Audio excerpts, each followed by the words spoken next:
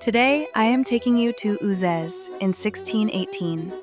The case fits onto 6 small sheets, a small inquisition, as written by the royal notary Jacques Sadalgier, deputized by the court of the Seneschal of Nîmes. A complaint filed by Guillaume Rey and his daughter Marie. Marie cannot act alone. At that time, only widows plead in their own name. Young women must be represented by a man, in this case, her father. The file is thin, 3 testimonies, but it is precious because it restores to us a word of love, not a letter, reported speech. And through these words, we almost hear what 2 lovers could say to each other in Uzès at the start of the 17th century. The witnesses are all natives of the city: Jacques Barton, a baker; André Laurent, a rope maker and consul, 50 years old; and Charles Duplan, another baker, 25. Marie Rey is called Reine, a common feminization in Languedoc. What do they say? First, that she loves a certain Sushe. He kissed and re-kissed her, says the witness, with the promise of never having another. The 2 young people show themselves openly. They see each other freely. Too freely, no doubt, for some.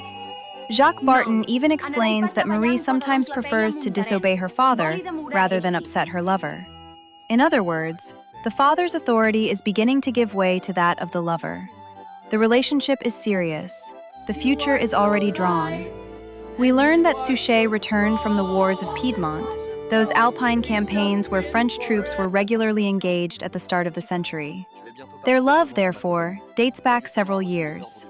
When Sushe leaves again to rejoin his company, Marie turns away suitors. She replies that it is in vain. If God allows Sushe's return, she will never have another. A promise of marriage was even reportedly written in his own hand. But here is the heart of the matter. In the month of June 1618, Barton surprises them behind a door in Father Rey's shop. The situation leaves little room for doubt. Indubitably, he says, Sushe had known her carnally. The servant confirms it. Discovered, Marie weeps.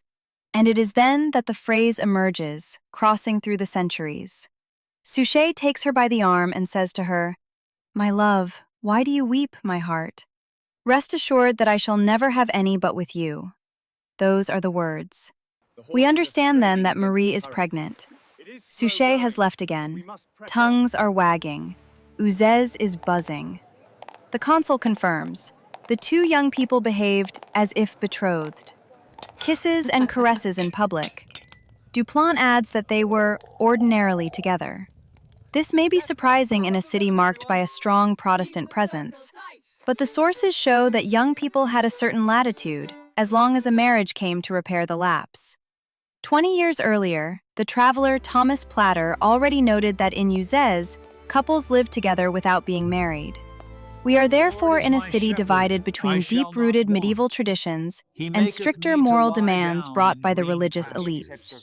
When Duplan challenges Marie and asks her why she accepts these public caresses, she simply replies, because he promised her he would never have another. That promise is worth almost as much as a notarized deed. It travels through the centuries. It is the quintessential declaration of love. We do not know if Sushe returned to marry Marie, but through these 6 archival sheets, what we hear even today is a voice. A young man, in June 1618, in Uzès, saying to the woman he loves, "My love, my heart."